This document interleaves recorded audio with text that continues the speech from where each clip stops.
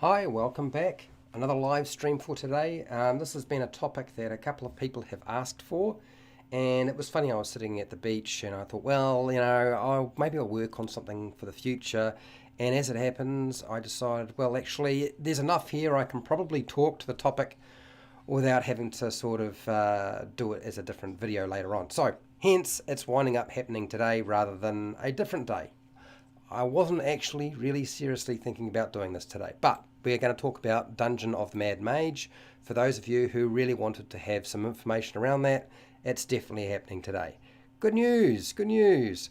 Okay, all right. So if you are not familiar with my live streams, normally what happens is I will put the start time for the live stream down in the description, getting past all the preamble. I will do that when the video goes high definition, or eventually I get sick of waiting for YouTube to publish it as a high definition version, which has been pretty much what's been happening recently. Hi Matt, how's it going, Matt? Now, once that goes sort of high definition and I put that start time down, this video, this live stream will stay public until I produce an edited version and release that. The edited version will become public. The live stream will go unlisted. If you want to get access to the live stream later on and all of the Q&A at the end of the live stream, that's really done by hitting the bell button, turning on notifications, making sure you're subscribed, or being a patron, because all of my notes also go to patrons. How's it going? Fusing stick. How's it going, fusing stick? Quadruple one. Now, the other thing is that with my live streams, normally what I do is I present everything first, and then after I've done that, okay, I'm going to go back to the webcam and my face. I've got about 2 and a bit pages, so it's not a huge amount of information, but then the topic is specifically around the villains and modifying villains in the Dungeons and Dragons Dungeon of the Mad Mage. Hi Cole, how's it going, Purple Jenny? Right, and that means that at the end we can have a good hard discussion about the adventure itself, because I know some of you are working your way through it and probably would like to talk about that. Anyway, so that covers pretty much all of the preamble. Grab some food, get settled down. We are about to start and do this because that's why you're here. I need to get my sound seems to be working fine, so we'll get rid of the earplugs, and I need a drink of water. Now, how long will this live stream last? I think about just over 10 minutes. I don't think it'll be much longer than that, and then we'll be into the Q&A and the feedback section.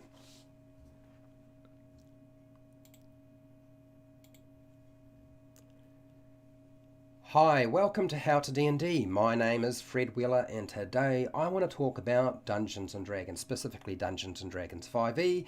What's the topic for today? Well, it's about modifying the villains in Dungeon of the Mad Mage, the dungeon level. That's the first level of Dungeon of the Mad Mage. I thought this would be the best topic for today because it's been preying on my mind. I am currently running the game, therefore, hopefully I have something useful to say. This is a Dungeon Master Guide. For those of you who are players and you're playing through this adventure, this is not the right video for you. This is a Dungeon Master Guide. That means there are going to be spoilers. So don't hang around. Go and watch one of my other videos. Come back some other time and we can have a chat about something else, okay? I have plenty of videos for players. Okay, the first level of Dungeon of the Mad Mage is called the Dungeon level. Very creative. But it's really very disappointing. I was not happy with the first level, and as it happens, I've actually run through this particular level before in the past, not with Dungeon of the Mad Mage, but previous versions of Undermountain. So I thought, well, I would be getting a good deal, and of course, updating things, you get a chance to do it better than you did it before. The problem is there's really no good big boss or climax to dungeon level. There really isn't. There isn't anything there that's sort of meaty as far as I'm concerned. And I had issue with that, so therefore I decided I would go and get tinkering. Now there's actually 2 factions inhabiting the dungeon itself on this level. So how did this level become boring? Frankly, I don't understand how it could possibly occur The problem is not so much the fact that you have two factions, but the fact that they haven't really got really good villains for each faction on that level. Now, the first faction is the Undertakers, which is basically fake vampires. Their leader is a fake vampire. Yeah, fake vampires are better than a real vampire as a boss, isn't it? That's what I wanted. That's what you wanted. Seriously, I don't understand this. Part of the reason I think that they've gone this route is probably because of previous versions of Undermountain, and that's why they've gone, let's do fake vampires this time. It doesn't matter if you give the leader of the fake vampires, the Undertakers, a flesh golem. That doesn't make it an interesting and exciting boss battle or climax. Not for me anyway. The second faction is the Xanathar Guild, which is just basically full of goblins and bugbears, and really the most exciting aspect of this faction is the fact that there's a whole bunch of intellect devourers running around that you will probably come across and the players will have to deal with, and it won't go down well. Hilarious at times. Absolutely hilarious. But yet again, Xanathar, the Beholder, is not actually on this dungeon level, which we're going to correct in a roundabout way, you might say. So I don't consider the following creatures and monsters a satisfying boss or villain for characters of level 5. Now the first one, it doesn't matter what you do with it, it's still not a real villain for me. It is just a bag of hit points. A flesh golem is a tough fight, yes. It's a boss fight, but it's not a villain. It's not a good villain.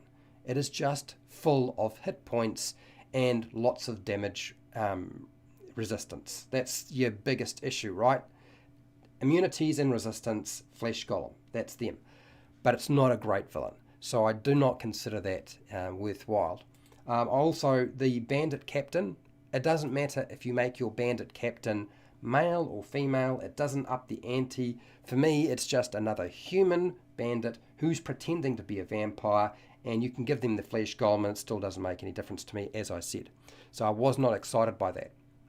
The third one that could possibly have been a boss are were-rats, but the were-rats detailed in this level pretty much scaredy cats and run away. They don't have the kind of firepower to deal with level 5 characters who will probably be able to deal with them pretty efficiently, and I found my party did, so it's probably going to happen the same way for you. And I suppose you could say, well, you can change the were-rat stat block and make it a beefier, nastier monster, or give them spell casting or something like that. Again, I did not feel that was a satisfactory villain for this level. Again, let's go back to goblins and bugbears. There's plenty of goblins and bugbears, none of which I always consider them sort of the foot soldiers. I don't really consider them a big bad villain, not for level 5. When you go from level 1 to 4, that's a little bit different. But level 5, the power level of a character and the kind of game that you're playing when you get to level 5 is very different. So you've got to have a really good villain to work for them. Otherwise, it's going to get crushed and it's going to come off as being sort of half pie. Now, the Halls of Undermountain had this level controlled by a real vampire. There was a real vampire on this level. And I like that idea much more than having a fake vampire controlling a bunch of fake vampires. You could hide that vampire within the Undertakers if you wanted to. They might not even be aware that there was a real vampire amongst their ranks. That would still be interesting. But I haven't done that, okay? I'd already done vampire on that particular level.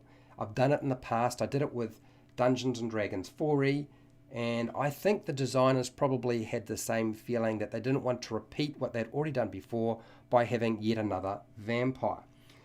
So I looked at two possibilities with regard to my villains.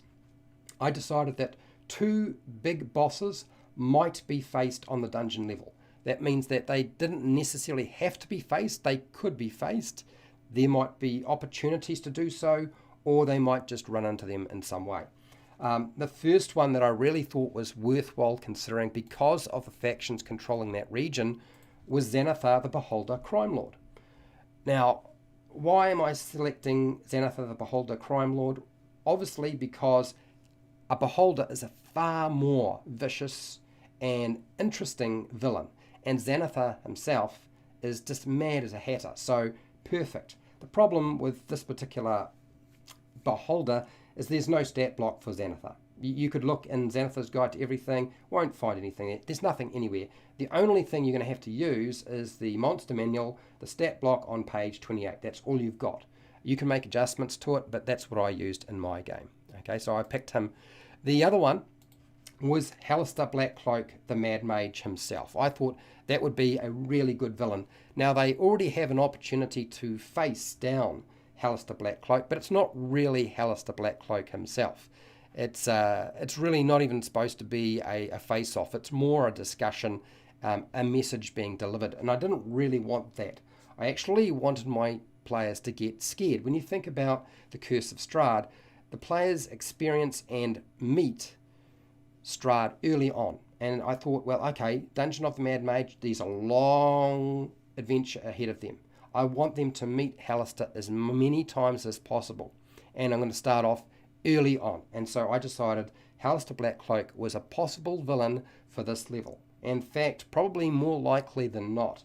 And if you were looking for the stat block for Halaster, it's in Dungeon of the Mad Mage on page 310 to 311.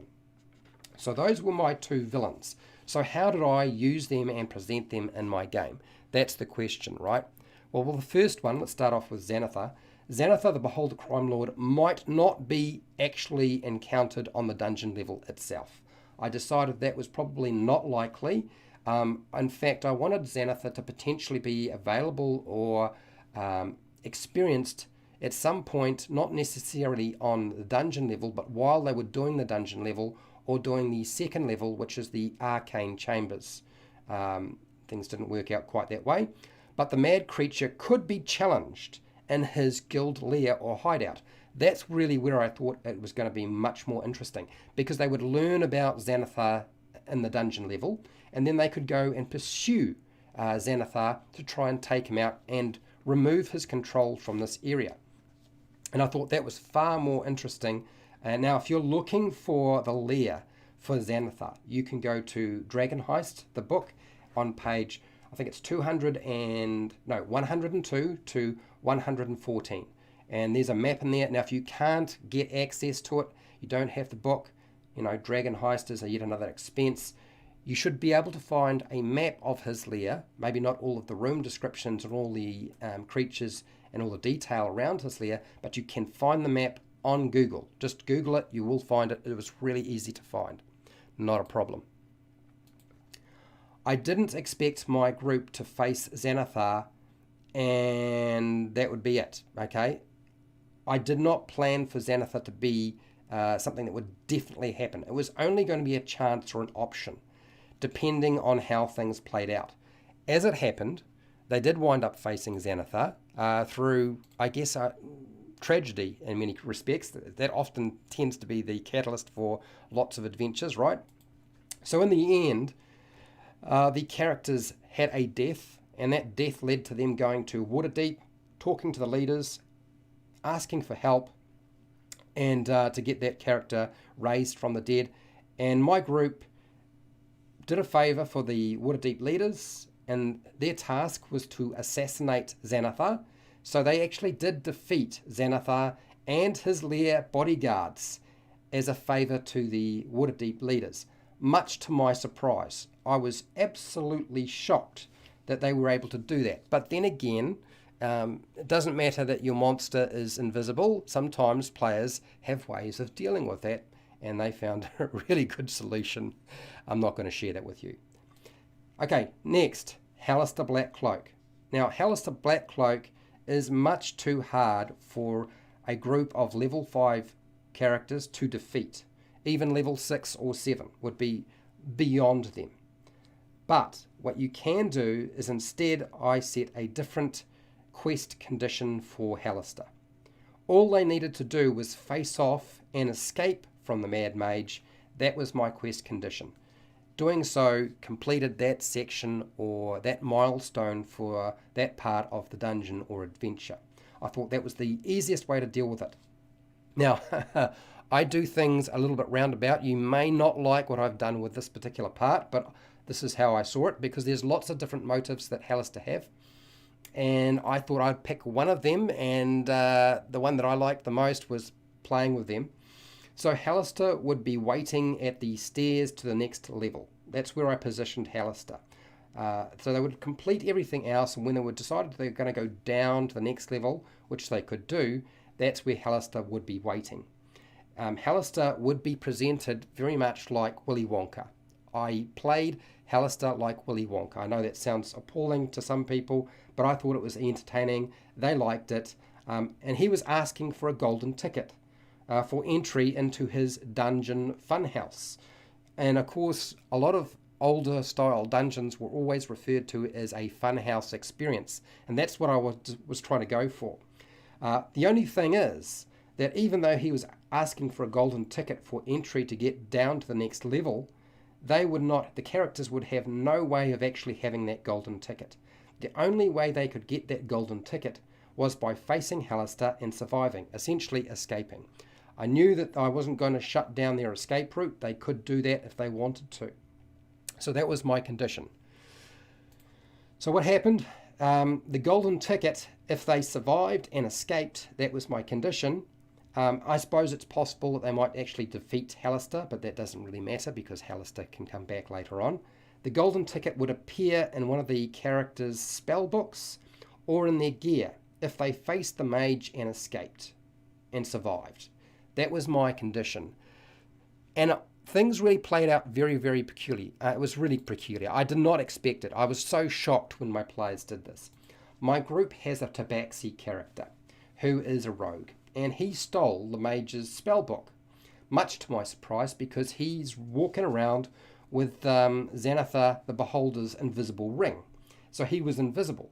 He took it, he ran away, he did it successfully, and the rest of the group decided to follow him, and eventually they found, as it happens, the golden tickets they needed in the back of Halaster's spellbook. And they were quite pleased with themselves, and I thought that was a really good result in terms of how this played out. So that means I used both of those villains, but only planned to necessarily use only one specifically, but there was a possible second one if they wanted to. And frankly, it worked out really well. So I'm hoping this video was useful to you, and this content was going to help you in some way figure out how to make your dungeon level of Dungeon of the Mad Mage, the very first level, better than it was before. Maybe you've got a better idea. That's fantastic. Good news. Now, if you're interested in more content from my channel, I have hundreds of videos for players and dungeon masters that you are welcome to go and check out. If you want to support the channel so I keep doing video content like this, you can do that through Patreon, the Amazon affiliate links down in my description, the merchandise shelf underneath my videos, or just watch my videos, that's fine too. Make sure to share, like, and subscribe. Hit the bell button to be notified when I go live and when I publish new videos. And I go live a lot. And hey, till next time, keep rolling those 20s.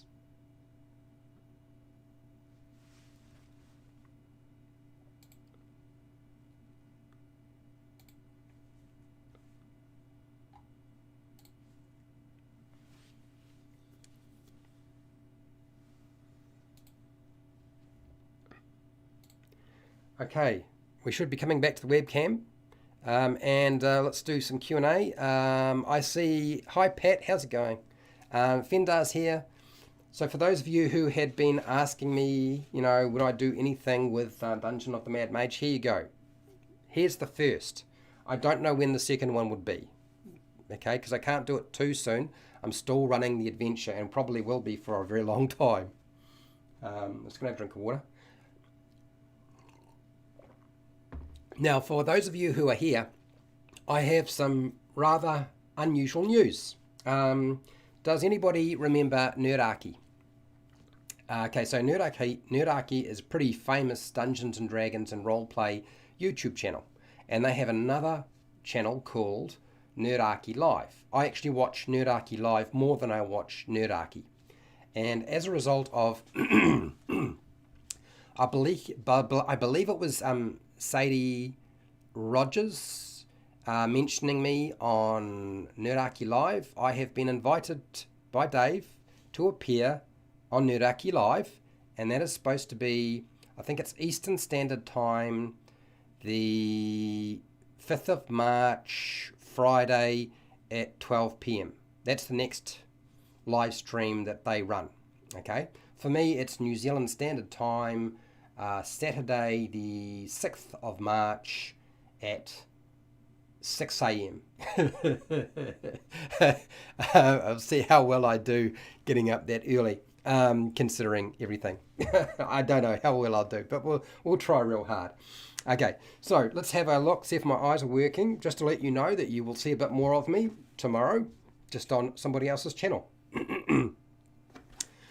Okay, Dave's, how's it going? Made it for this one, even though again YouTube decided not to remind me. Look, Dave's is the because I do put up a post on the community tab of my channel. Is that appearing on your feed, or is it not appearing on your feed when you go looking through, your subscriptions? Because that should be appearing there. I would hope that it would be, unless of course you're subscribed to a lot of channels. I am subscribed to so many, sometimes I find it hard to find them. How's it going, Nick?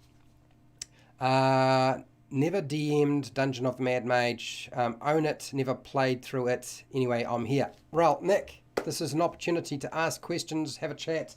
I will probably talk a little bit more about some of the nuts and bolts of what I did, if people want, because there are a couple of little nuances that I used with that adventure just to make life easier for myself and to help hard bake the players' characters and the players into the adventure. My players loved the fact that they were facing Xanathar. I honestly thought that they were not going to make it. I thought they would have to run, but they were adamant they were going to stay to the end. And I will have a discussion about that very shortly. But let's work our way through the chat first. Overboard DM, hi Joe, how's it going? Can't wait to run the adventure. Probably won't be this year, unfortunately.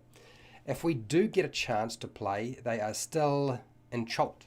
Okay, yep. So you're playing what, the Tomb of Annihilation. I looked at that adventure, Joe, and I was thinking of running that adventure for my players because it was like a sandbox, and I kind of like sandbox. I like the idea of giving my players lots of choice. And then I saw some of the traps and dungeon levels and dungeon rooms and situations, and they were so nasty. I didn't really think that my players would come back, even though most of them are my friends. I mean, they are all my friends. I didn't really think that I wanted to do that to them. I just felt that it was a bit much. And so I decided I would just leave it alone. So I'm kind of curious how it's been working out. I know it's some of the lower regions of the Temple of Annihilation are the ones that sort of I don't really like, because they're sort of like save or die. You succeed or you're gone. Fendar, isn't Xanathar too hard for them at this level? No. So here's so for those of you who are unaware, I'll just get the book out, because Fendar does ask a good question, because a lot of these villains that I present are incredibly high level challenge rating, right? So if you turn to the monster manual on page, I think it's just before the contents page, there's a section where the credits are, and you'll look down here and you will find, if you're looking through the section on, where is it? I believe I am just past Jonathan. Where are you, Jonathan? I can't see it. Jonathan. There we go. I'm at the bottom of the additional feedback provided by Frederick Wheeler.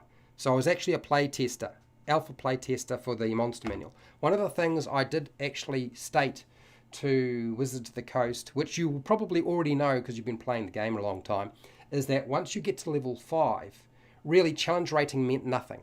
So when I was playing through the Isle of Dread, my characters were playing at about level 5, level 6, and they were facing a lot of different monsters. I did not have the challenge ratings for those monsters. I only had the stat block, and then later on they gave us the lore for the monster, which was really helpful.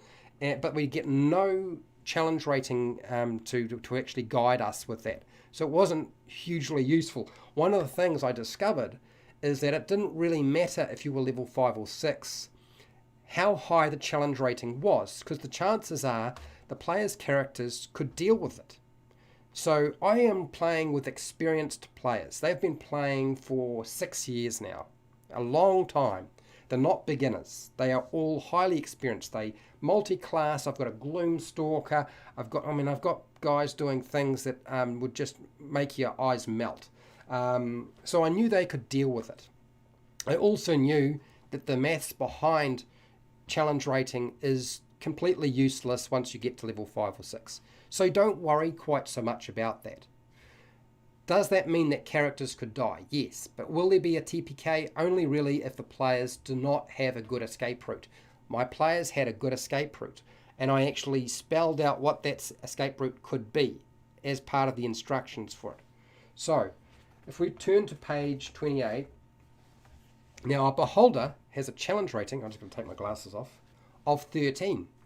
And yet, they face down Xanathar the Beholder, and a Mind Flayer, a couple of Duragar, and a few other sort of lieutenants.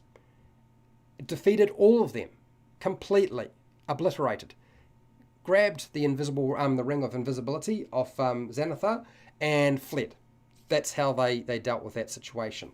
And they did fine. And they were about, I think they were playing through at about level 6. Because we were playing Dragon of Icespire Peak, but the power level from 5 to 6. I mean, it's a little bit more, but it's not that much more.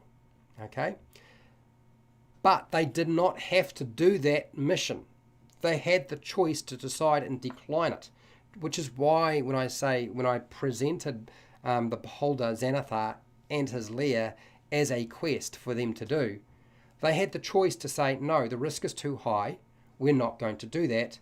We will do something else. If we can't bring the character back that died, we will, the player will have the character come back a different way, or we'll make a new character, and then we'll continue to play the game, but we won't do that part that you've presented to us, Dungeon Master. Thank you very much. So there was a choice. They made that choice. And you'll find as you're playing Dungeons & Dragons, particularly at higher levels, and if you play it long enough, that a lot of the decision, a lot of the battle is already won and determined by the single choice to decide to engage in a battle. Usually the first round determines whether you should stay or not. Some players will be able to figure it out even before they even start the battle. And then you go from there. So does that answer your question, Fender, in terms of isn't Xanathar too hard for their level? Okay? All right. Next, we've got, I need some more water. Sorry about that. Fred Daniel. Cool news, Fred. Nuraki is almost as big a channel as you. You gotta be joking. I'm tiny compared to them. I'm like a speck. I'm a little ant in comparison to that channel. Anyway, so you will see me tomorrow. Okay, Daves, what do you got here? And what time is that now for you, Fred? It's near midnight here. Gives me a time idea. Okay, so right now, if you're looking at the time, Daves, my time it's 1:30 p.m. on Friday. Okay, that's the 5th of March. But in terms of when the live stream for Nuraki Live is going to take place, where I'll be on that show, it's Eastern Standard Time, I believe. That is going to be Friday at 12 p.m. on the 5th of March. And because I'm in the future, for me it would be Saturday the 6th of March at 6 a.m. But what I will do is I will put a link up to where the live stream will be, like I do with this live stream, on my community page after this live stream. I'll put up a little bit of information about the time frame, and all the time zones, should I say. I'll give 2 time zones and a link to that so you can get into it if you want to show up. Okay? All right. Fender, I'm sure you'll be fantastic. I hope I will be fantastic. I'm going to have to bring some sellotape to sellotape my eyes open because I suspect, since I don't drink coffee, I'm going to have a lot of trouble keeping it together. Either that, or I'll be so tired that my mouth will get away with me and I'll get myself into trouble. That's much more likely. Anyway, Overboard DM. What do you got here, Joe? This adventure can be very fun for the DM to run. Yeah. Now, here's the thing that I found.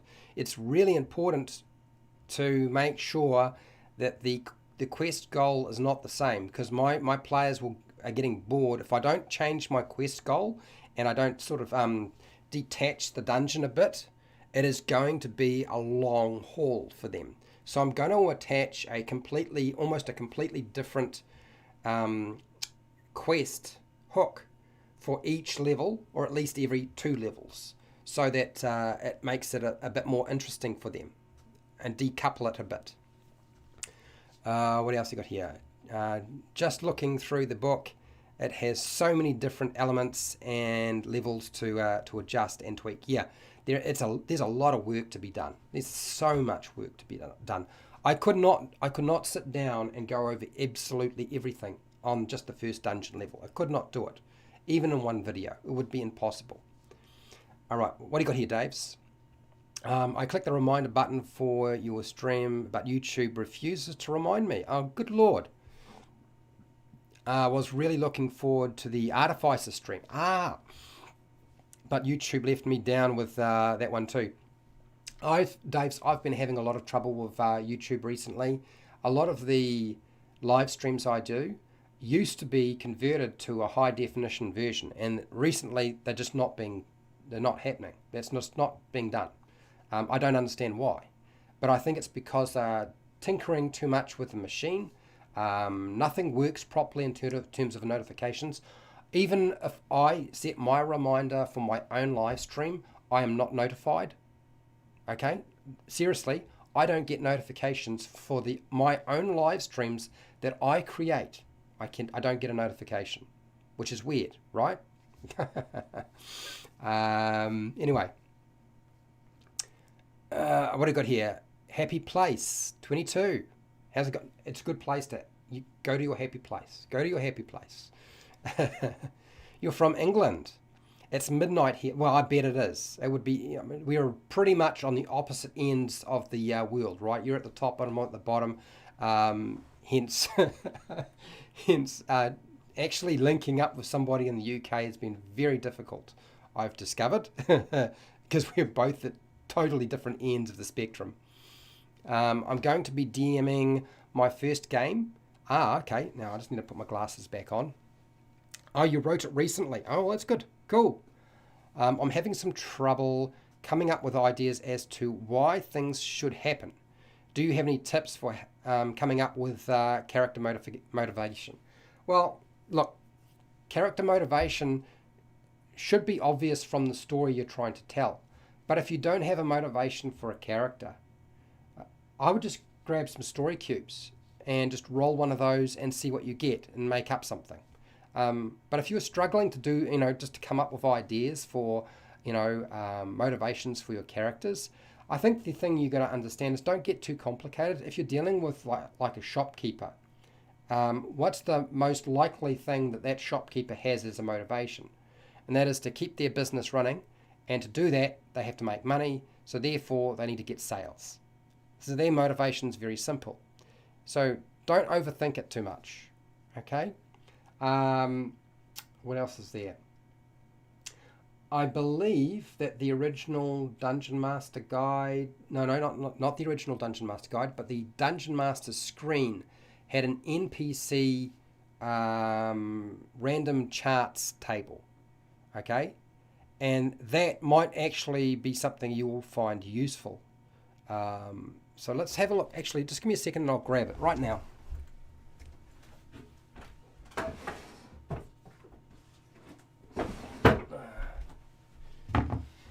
Okay, all right. So if I open up in here, the original, yeah, here we go. So this had an NPC creator in it, and it had flaws, ideals, bonds. And I think you will find that the key thing that you want to focus on that will help you determine what a motivation that would be really good for your character is look at the ideals and the bonds you give them. Now, I talked recently about using the backgrounds from the player's handbook and other supplements to build out your NPCs or non-player characters. Okay, so you do your personality traits, ideals, bonds, flaws, and then you come up with a motivation. But the motivations are usually drawn from the ideals and bonds that NPC has. Now, you can roll them randomly, but that might not be such a great idea. So what you do is you pick a background that best fits that particular character in terms of what's their purpose in the adventure, what would be the background that best suits them. And then select, from the ideals, bonds, flaws, and personality traits, what's going to work best for that character. And then you can build your motivation from the ideals and bonds. Does that make sense? All right, okay. I'm hoping that answered your question. What's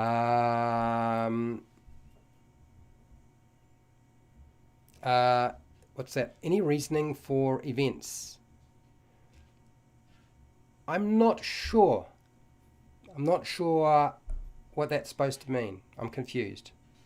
Okay, anyway. I think you're referring to your adventure. Anyway, moving on. Dave's, what do you got here? Nerdarchy stream will be about early evening here. Yes, that's probably right. Early evening. I don't know where you are in the world, so I'm just guessing. Okay. Happy Place, what do you got here? I think about Happy Gilmore every time I think of Happy Place. I think of Happy Gilmore and Adam Sandler going to that happy place where his he's got the girl bringing him beer, and his grandma is happy, and everything is wonderful, and there's a midget riding around on a tricycle. I don't know why that's supposed to be his happy place, but it is a comedy after all. That keeps popping into my head. Also, how much do you think is important to prepare for when you're doing your first session? Okay, so look, you prepare as much as you can prepare. As time has passed, I have less time to prepare for my campaign. I'm not going to give you a number saying this is how much time you should be preparing for a certain amount of game time, because that's what a lot of other YouTubers do. But they're full time, they might be able to do that sort of thing. If you've got family and a job that's full time and you're also running a game, it's a big ask. Okay, so my suggestion to you is, considering you've got all those life things running around, if you've got only 15 minutes to spend preparing your game, then do that. If you've got half an hour, then do that. If you've got an hour, do that. If you've got 2 hours, you can do that. If you've got 3 hours, but there's a point where you prepare so much stuff that you over-prepared. So there's no sort of time limit around that sort of thing. You've just got to decide, what do you think you're going to need? And it also depends on the type of adventure you're running. If you're running a Wizards of the Coast adventure, the chances are you'll require a lot of prep work. If you're running somebody else's adventure and it's well designed, because a lot of Wizards of the Coast adventures are not very easy to actually run without lots of prep. The only exceptions I would say is the Lost Mine of Phandelver, which surprisingly I've got a lot of videos on how to prep it anyway. And I would say actually that would be it. I can't think of anything else that I would say would be that easy to prep in terms of adventures, just because the adventures are so long. Things that are easy to prep are Kobold Press's Prepared or Prepared 2, which has like a dozen short adventures. They're like a page long with a map. That's easy to prepare. And they give you pretty much everything you need. You don't have to make a lot of stuff up. There's the Book of Lairs. It's like 4 pages adventure with map, And it's got pretty much everything you need there. You don't really have to make anything up. I'm sure there are other people who make stuff as well. So yes, it very much depends on the adventure you're running.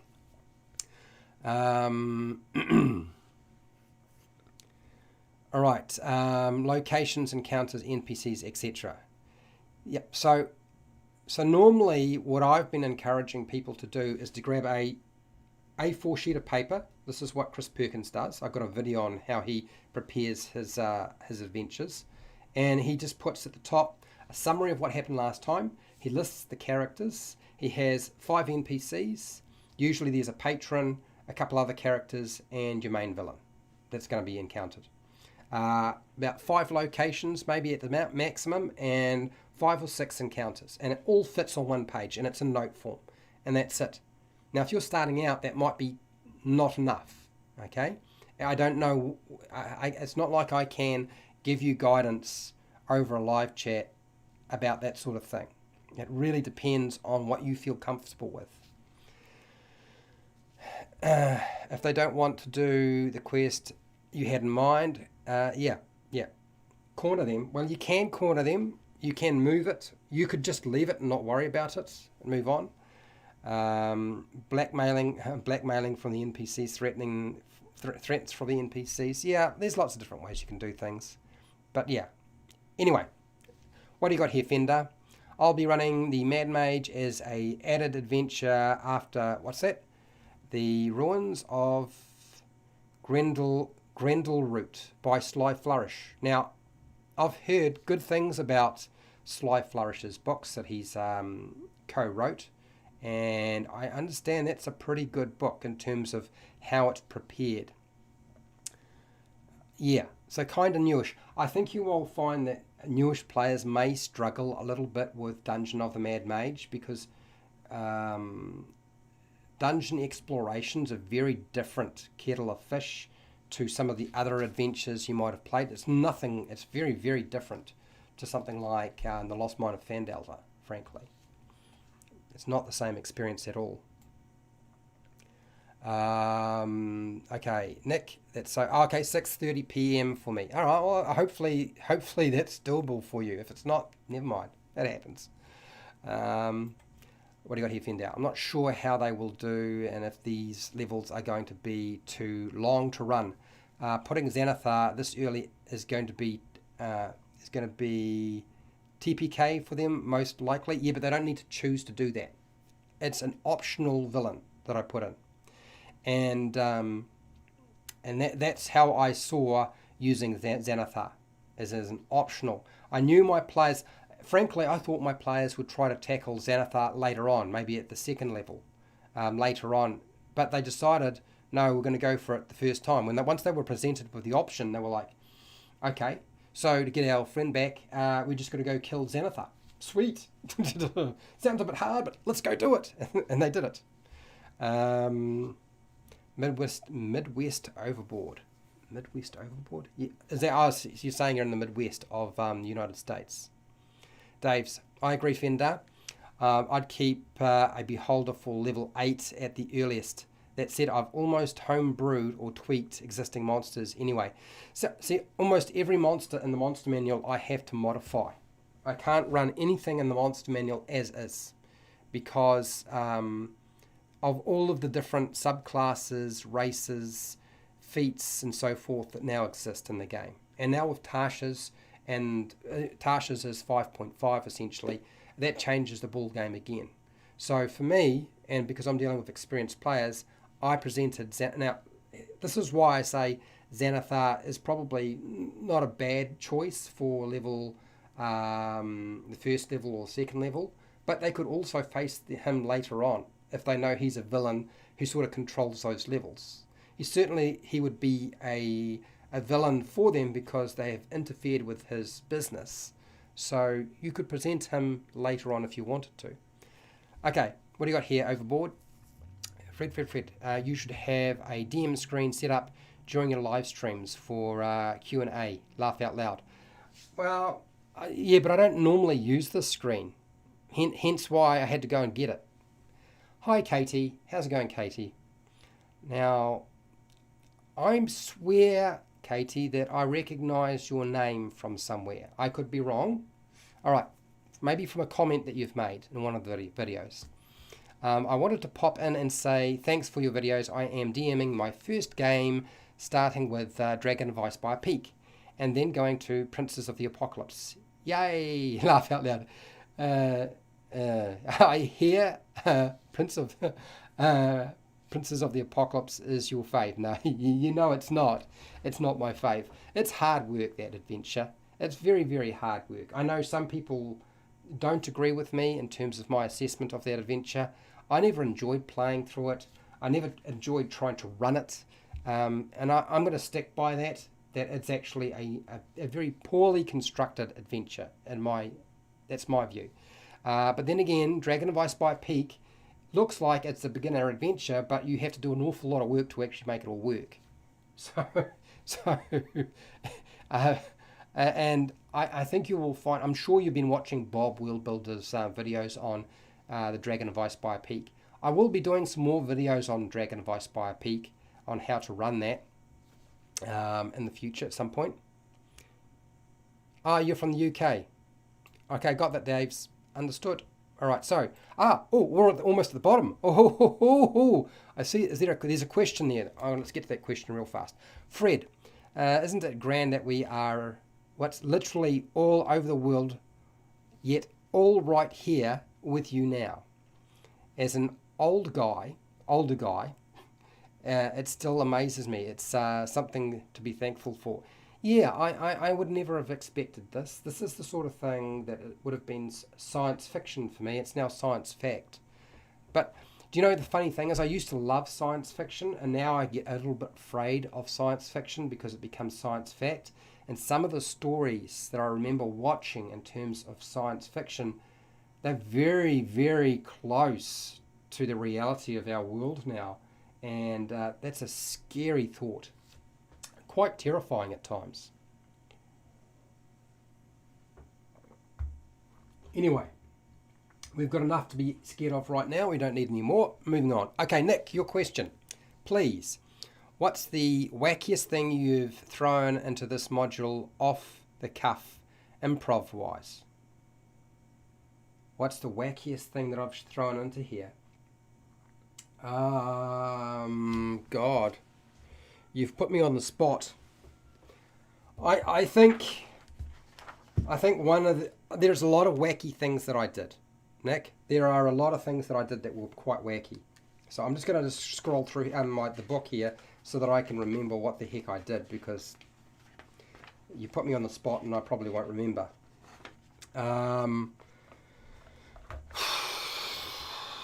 Off the cuff.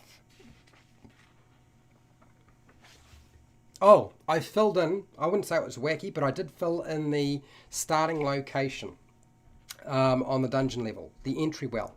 I filled it in with rocks. I said that the yawning portal was shut down because monsters were clawing their way out of the place. I wouldn't say it's wacky, but it's a change that I did make. What else? I would say that I had one of the intellect devourers actually get into the brain of one of the player's characters. And that caused all sorts of strife. The players did not know what to do with that. In the end, that particular intellect devourer managed to teleport into a peasant or a commoner's brain and take over. So therefore, they could not deal, and their friend was dead because the brain is gone. It's removed. That's the nature of intellect devourers. That was a crazy thing that occurred in my game, and it's quite possible it could occur in your game. I pumped up the level of a lot of my monsters. I changed the difficulty level on a lot of stuff because I knew my players would find them too easy, and I was right. Frankly, even some of the things I did were not hard enough. I wouldn't say that's crazy stuff though, and wacky. I would say probably the wackiest thing is trying to play Halaster Blackcloak as Willy Wonka and doing the golden ticket. That was pretty crazy for that level. That was quite mad. What else was there? I didn't really adjust a lot of the other elements. Um,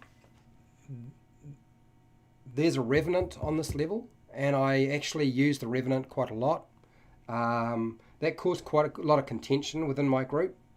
Uh, but again, I wouldn't say that is the wackiest thing I did. Frankly, it wasn't me doing wacky things. My players have been going through the dungeon level, and they have been hiring all of Xanathar's goblins and minions, paying them to work for them instead. They actually created themselves their own goblin army. And how did they do this? They killed the Xanathar the Beholder, showed the eye stalk of Xanathar, convinced them that Xanathar was dead, and then hired them on, then transported them to the Tresendar Manor in Phandalin, where they thought they would be able to sort of have a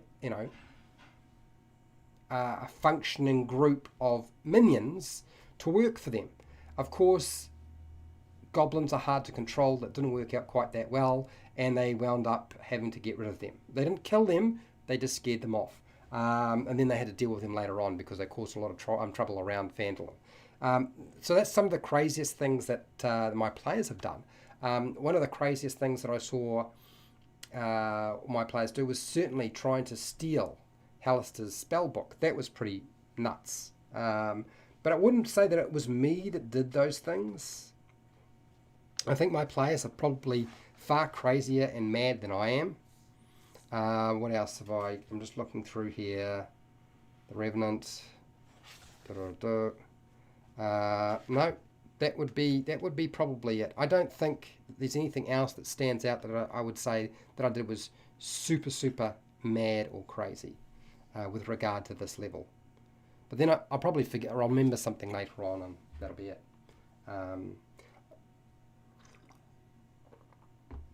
Okay, so what else have we got here? Dave's. You can't prepare for everything anyway, especially when your party decides to look around in a huge library. Yeah, exactly. And you have to come up with book titles. Did not see that coming, but was great fun. So Dave's, for example, I did a video on story cubes. Okay, now Rory's story cubes are really good. And you literally can pick those things up. And what you do is you just roll those, okay? And they can help you do all of that. I've created the titles of books just by rolling 2 or 3 story cubes and linking the images together into a book title. I've even rolled a whole bunch, all 9 of them, to create the information within the book when the players say to me, so you've got a title of a book. What does the book actually say inside? Because that's what my players will do. And so I've had to use the story cubes to actually create the content of the book. My suggestion to you is practice with your friends or your family playing story cubes. It's a very simple game, and it will help a lot. So that would be my advice, particularly if you need to make up the title of a book. It happens a lot. Frankly, I think it happens a lot for a lot of people. Happy Place. Thank you so much for your help. You're welcome. If you couldn't tell by my childish lack of independence, I'm a young person, so I need to sleep. That's all right, no problem. I love the streams. Keep doing them. Cheers. I'll see you later. No problems. Fender, how long did it take to run dungeon level? Well, my players went very, very slow, and they got distracted, and they wound up doing a lot of other things. Frankly, during that level, one of the players wound up going to Celestia, and they died. They went to Celestia, got sent back, and got sent on a quest by his deity. As a result of that, I think that was Tempest. I think that was that was his deity's name, Tempest. And they wound up going after a whole lot of gnoll cultists in a completely different world. So that's where they were sent. They were given like I think it was an amulet or a pearl to break to teleport them back to Celestia when they had finished dealing with the problem. And they wound up facing off against a demon lord, a Gnoll demon lord, and which stupidly powerful and knew they couldn't deal with it. And what the little suckers did, instead of trying to run away, which of course they could have tried to do, because the teleport pearl actually operates in a 50-foot area, they made sure all of them were in the 50-foot area before they activated it, and they made sure the demon lord was also in the 50-foot radius for the activation, and they actually teleported the Gnoll demon lord back to Celestia and got the angels and Tempest's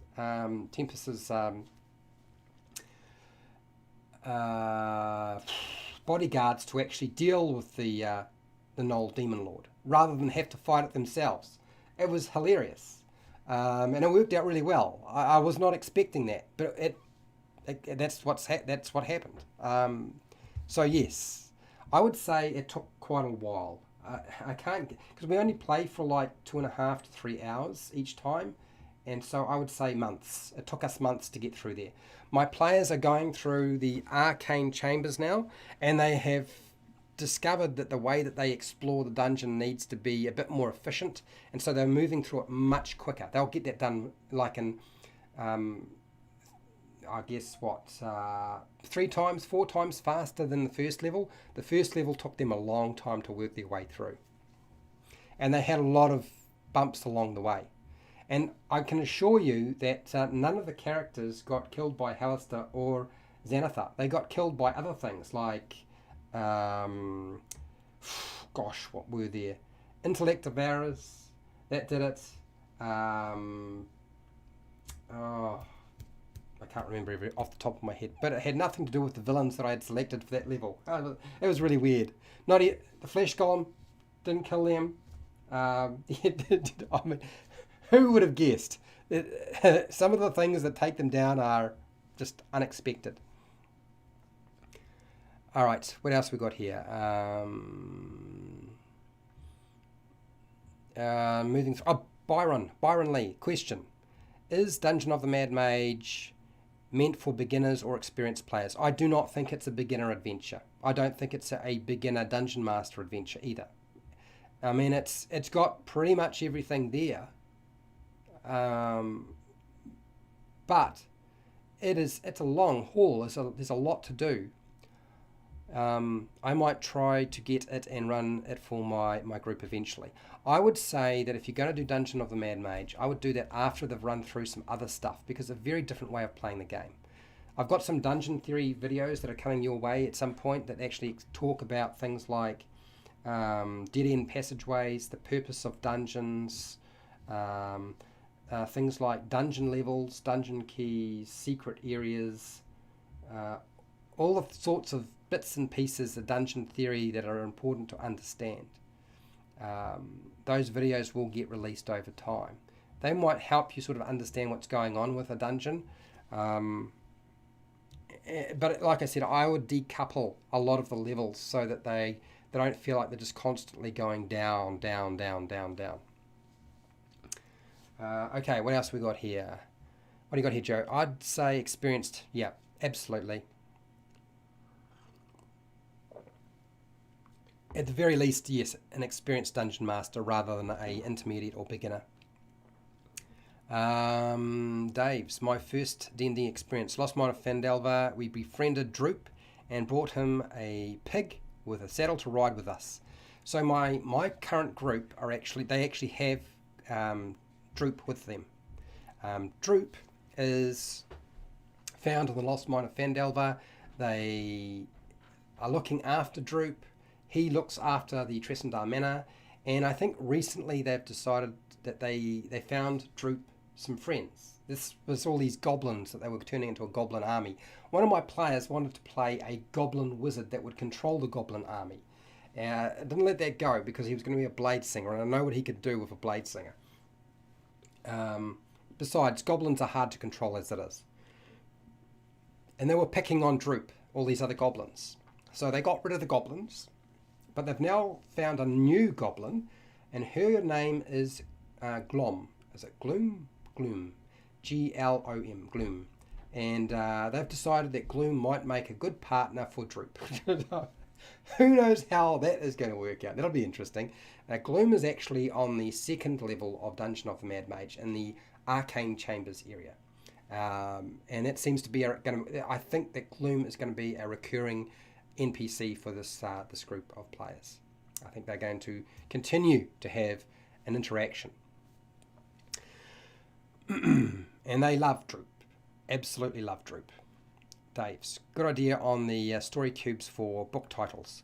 I can see them return to said library a lot. Yes, they probably will. So grab some. Now you don't have to buy story cubes. You can buy story cubes, and I have like links to story cubes in the videos that I've done. But you can also get the Rory story cubes as a phone app. I believe you do have to pay for it, but I believe you can get it. Fender. Oh geez, your games sound pretty crazy. Well, that's because my players make it. Look, do you know, people always sort of assume that, as a dungeon master, it must be me that's doing all of the crazy stuff. But no, it's my players. I just allow my players to get up to that mischief and to try and do these sorts of things. I mean, a lot of the stuff they're doing right now is actually not fighting monsters. They are negotiating, scaring them off. I mean, last time we played, they snuck into a goblin market, talked to the main leader, got back in there, snuck in, stole his circlet that transformed him into a human, or looked to look like a human, stole all his treasures with Dimension Door. Nobody even knows it's all gone. So they've been having a ball, but they are dealing with the whole region very differently to how they would in the past. And I'm quite glad that they're doing that sort of thing, because it would be just tedious if everything was just, let's fight it. Okay. Chimera. I hope I got your name right. If I got your name wrong, I do apologise. I caught the live chat. Yes, you did. Such a helpful channel. Join the Facebook page too. Fun community. Yeah, I am. So for those of you who don't know, I do have a Facebook group. Not a page, but a Facebook group. I am the only administrator and the only moderator. I authorise everybody coming into the group. And I also heavily moderate that group to make sure that it is a good environment for people to interact with. It is not like other Facebook groups where you get absolutely pounded on, because I do not let people do that to each other. And at this present time, I continue to be making those decisions rather than giving it to somebody else. I got your name right. Yes. Okay. All right. Okay. Jasper's Pearl. How's it going? Question. Would you say a Helmed Horror is too much for a level 3 party? I've been dying to use this monster in my campaign. Jasper, my question to you is your group beginner players, or are they intermediate players, or are they experienced players? In other words, have they played Dungeons and Dragons before? Have they played through an adventure before? Say to level 1 to 5. Have they done that? Okay. So that is my question. That gives me an idea. If they've played more than one adventure, I would say they're now entering more into the experienced area rather than the intermediate player. It is important to know what type of player you have. Let's have a look at the Helmed Horror in terms of what it can do, because off the top of my head I don't remember. Helmed Horror. I think the biggest problem with the Helmed Horror is the damage resistance and the damage immunities.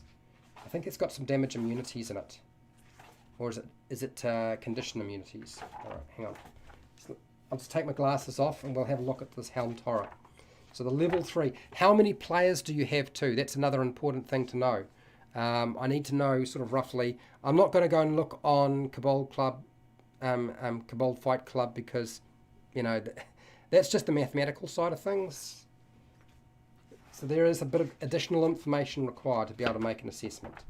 Where am I? Here we go. Page 183, Helmed Horror. It's a challenge rating 4, but what's its actual abilities? What can it do? It's got spell immunity, which is not a great thing to have to deal with. So it's immune to Fireball, Heat Metal, and Lightning Bolt. None of which your level 3 characters are likely to have any of those kinds of spells. Fireball and Lightning Bolt being the most dangerous to deal with.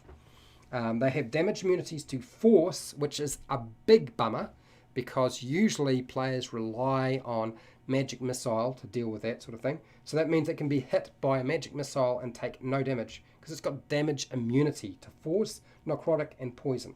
That's quite rough. They have damage resistance to bludgeoning, piercing, slashing from non-magical weapons not made from adamantium weapons.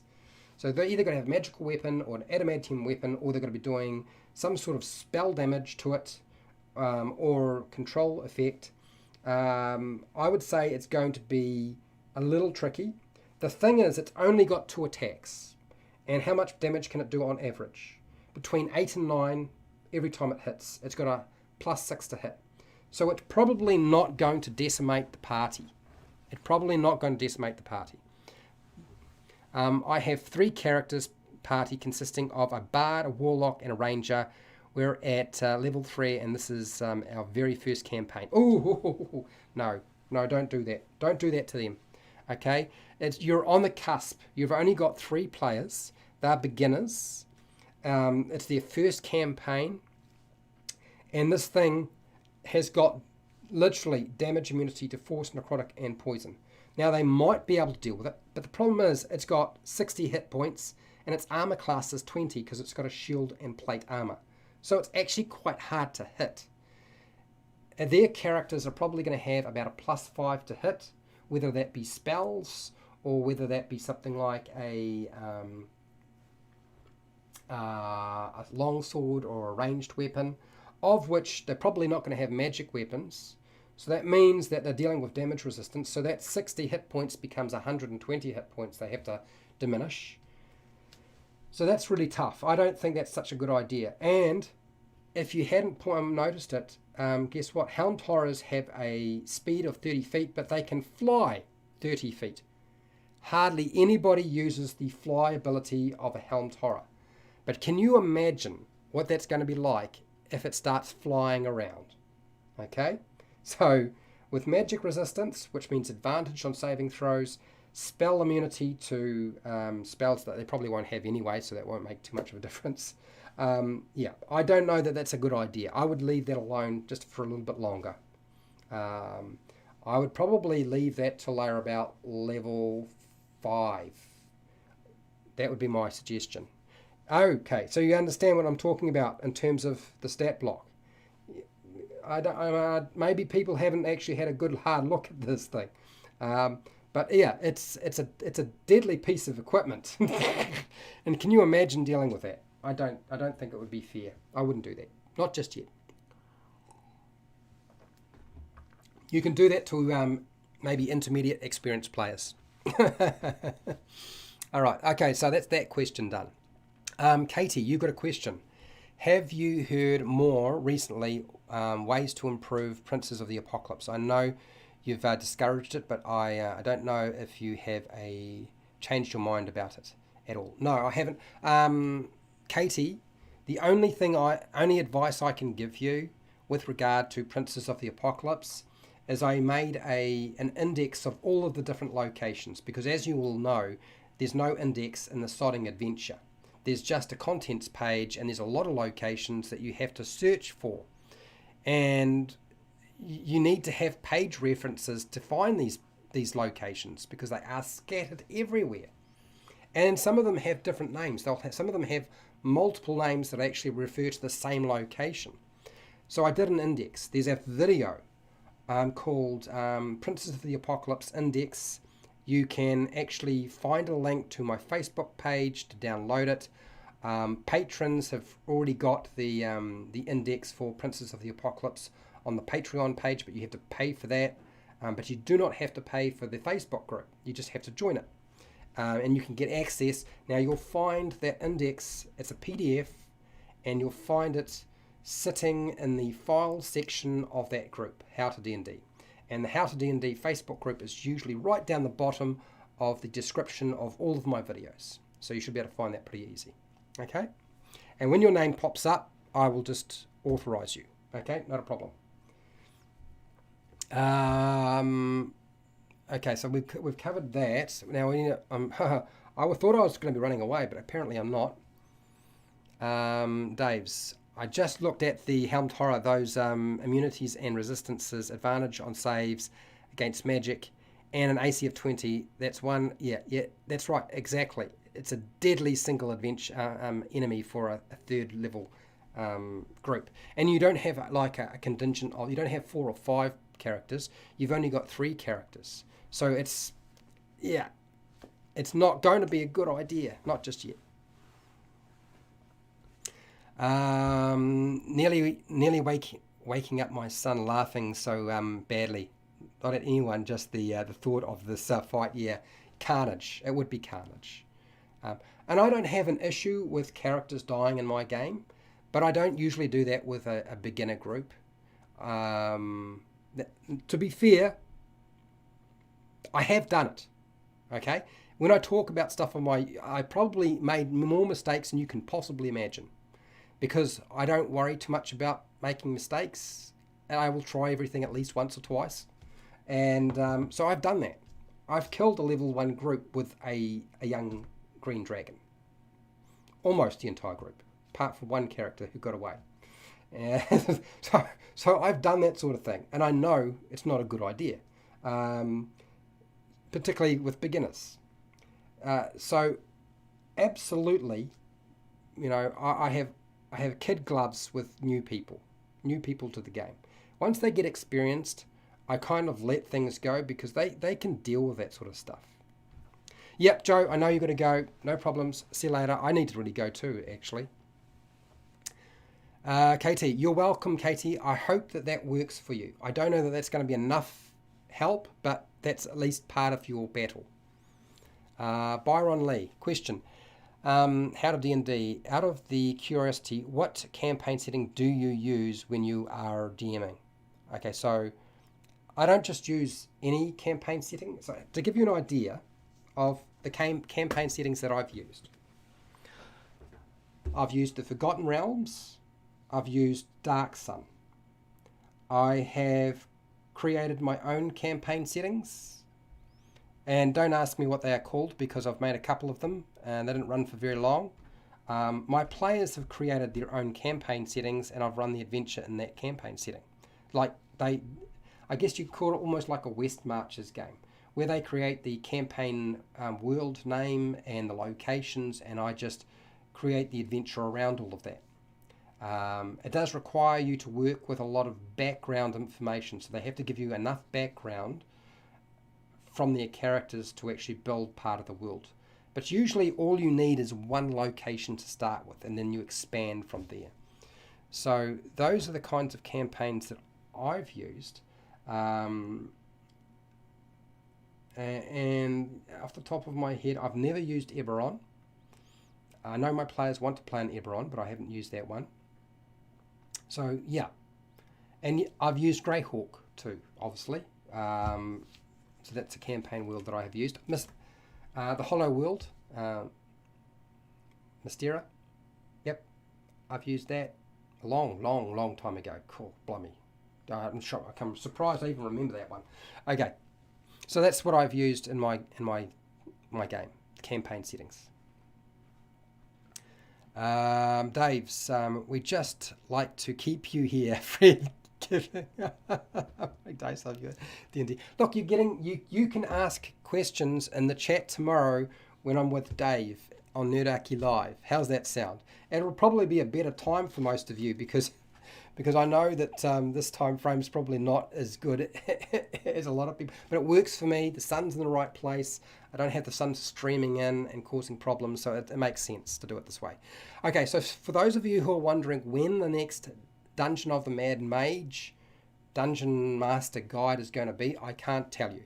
But I can tell you that they are almost through the arcane chambers. That's the second level of Dungeon of the Mad Mage, which means once they've completed that and I am satisfied that we've had enough of a space from the time of completion, I will start putting together another video around the kind of major villains I use for that level.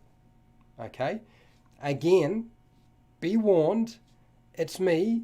I tend to do things and power things up quite a lot because I've got characters who can throw out 3 attacks and do close to 70 to 80 points of damage in one turn. So Gloomstalker just kills everything, and that's just one of them. Okay, so what else have we got here? Oh, okay, what's that, Nick? Fred, would you like a Dark Sun 5e book? I'd want it to be more extensive than the Eberron book, but what? Yeah.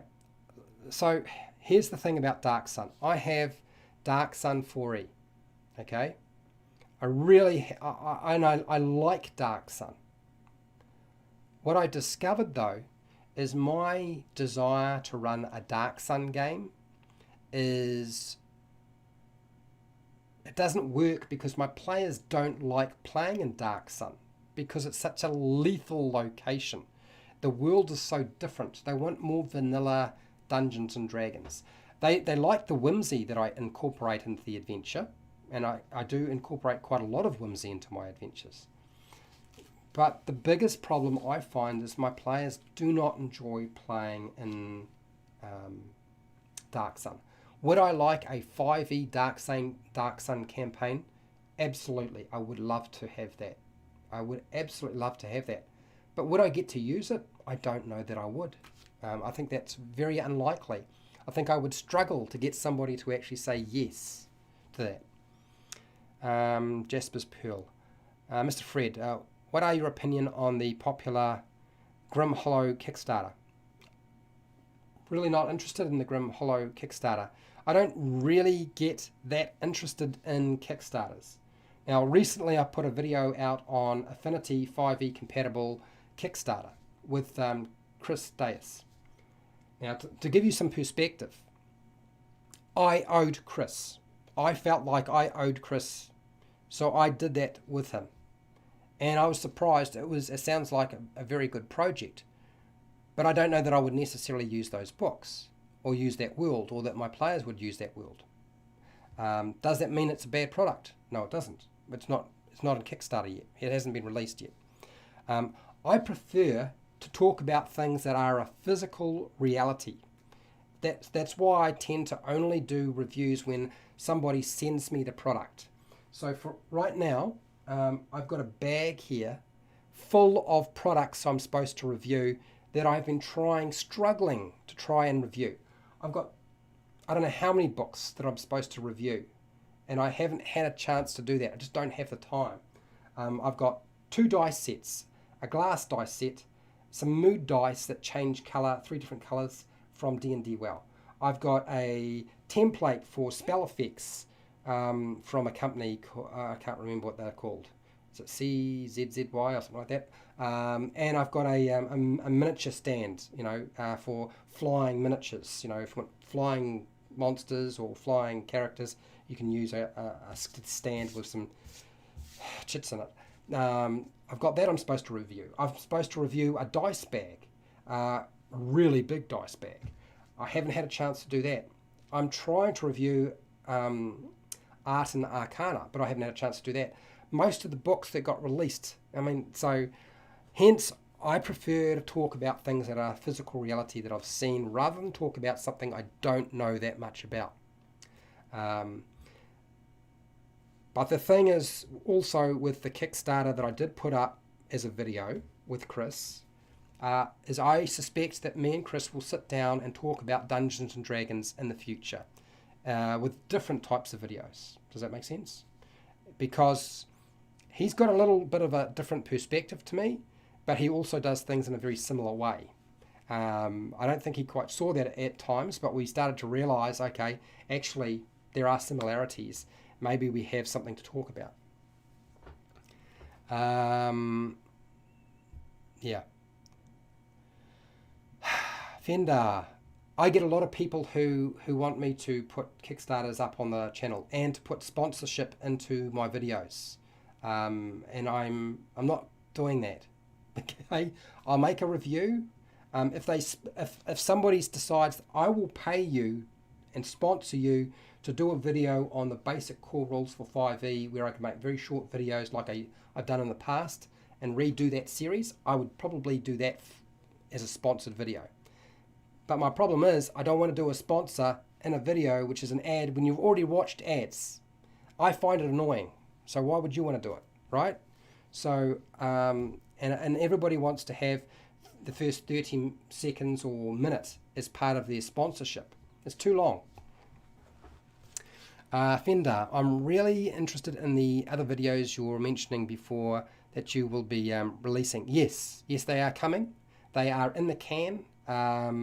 The purpose of a dungeon, the dead-end passageways, that's in the can. I haven't edited the dungeon level one yet. We'll see how that goes. So they're on the in the works. The others are still in sort of development. Okay. Do a full review live stream. That might get some out of the way. I don't know that I want to do that though.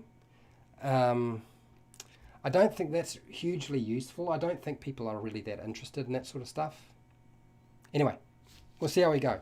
I think I got to go because I'm losing my voice, and we don't want me to lose my voice because I got to talk tomorrow, since I'm going to be on Nerdarchy Live. All right, so let's thank you for everybody who showed up and for staying for as long as you have. So wherever you are in the world, whether it be the morning, the night, the afternoon, the very early morning, please look after yourself, your family, and your friends. Be nice to your neighbours. And hey, till next time, keep rolling those 20s.